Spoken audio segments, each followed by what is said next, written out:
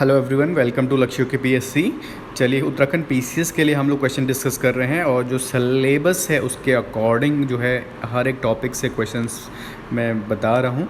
और हमने बहुत सारे टॉपिक्स कवर कर लिए हैं। आज का टॉपिक है अब भारतीय जो इतिहास है उसमें ईरानी, फ़ारसी और जो यूनानी है वो लोग आए, कैसे आए और उनका इंडिया के साथ कैसा रिलेशन बिल्ड हुआ, उसी पे क्वेश्चंस हैं।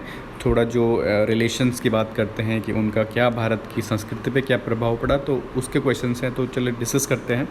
पहला क्वेश्चन है, छत्र प्रणाली और मुद्रा प्रणाली, मुद्रा निर्माण की कला भारतीयों ने किससे सीखी? ए अरबों से सीखी, बी फारसियों से, सी यूनानियों से, या डी भागवत से, भगवत धर्म से।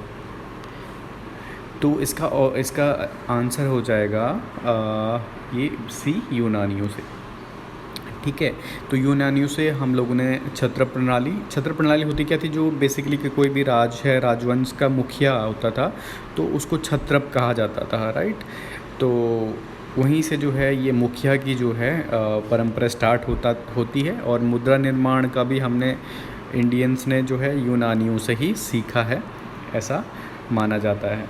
तो दूसरा क्वेश्चन देख लेते हैं। सिकंदर जो था यूनानी था, सिकंदर भारत में जब आया था तो कितने महीने तक यहाँ पे रहा था? ये क्वेश्चन बहुत बार पूछा भी जाता है और बहुत सिंपल है। सिकंदर जब आया था तो ए ऑप्शन, बी ऑप्शन और सी ऑप्शन 19 माह भारत में रहा था सिकंदर, राइट। तो ये क्वेश्चन भी याद करना है।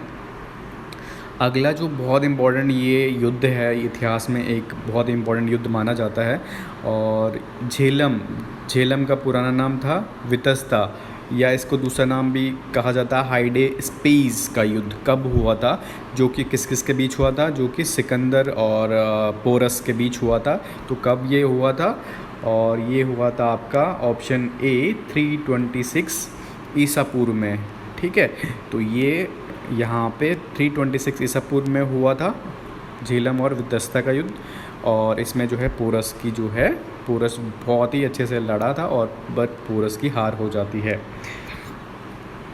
अगला क्वेश्चन है, यूनानी शासक सिकंदर किसका शिष्य था? तो सिकंदर, ए ऑप्शन है अरस्तु, बी है टालमी, सी है मेजनी, डी है प्लेटो। तो सिकंदर किसका शिष्य था? ऑप्शन ए अरस्तु का। ठीक है, इम्पोर्टेंट क्वेश्चन है। नेक्स्ट क्वेश्चन इज, सिकंदर का भारत में सफलता का कारण क्या था या थे? ऑप्शन ए भारत में केंद्रीय नेतृत्व का अभाव था। ऑप्शन बी सिकंदर के पास तेज तर्रार घोड़ों की सेना थी। ऑप्शन सी देशद्रोहियों का सिकंदर को सहयोग देना। एंड ऑप्शन डी उपयुक्त सभी। तो इसका आंसर हो जाएगा ऑप्शन डी। तो सिकंदर भारत में सफल इसलिए हुआ क्योंकि भारत में केंद्रीय नेतृत्व का अभाव था। सिकंदर के पास बहुत अच्छी सेना थी और सेना में घोड़े जो बहुत अच्छी गति से दौड़ सकते थे, उनका भी पूरा जो है उसके पास वो अच्छी खासी सेना थी घोड़ों की।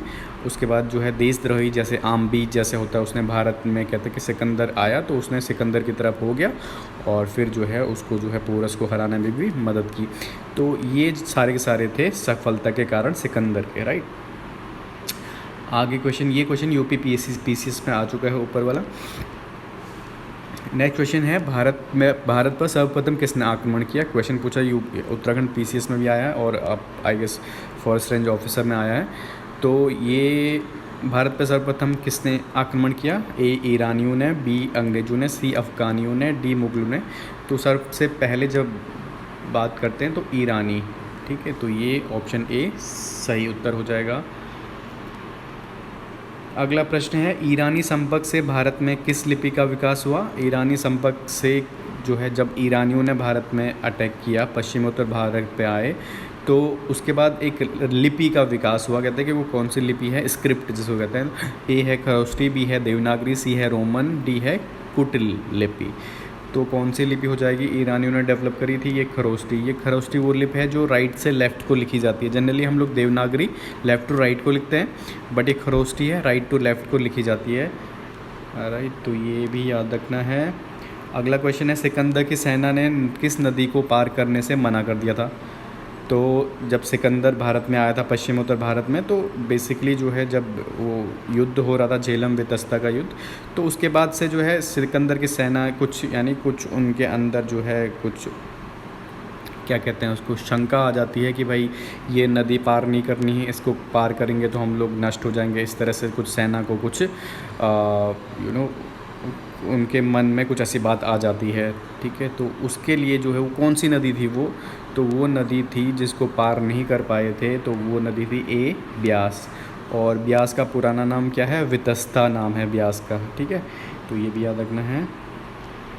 अगला क्वेश्चन है, ईरान के हखमनी साम्राज्य ईरान का था, तो उसके संस्थापक कौन थे, तो ये थे आपके कौन से, ए ऑप्शन है साइरस, बी है सिकंदर, सी है अलेक्जेंडर, डी है बुक्का।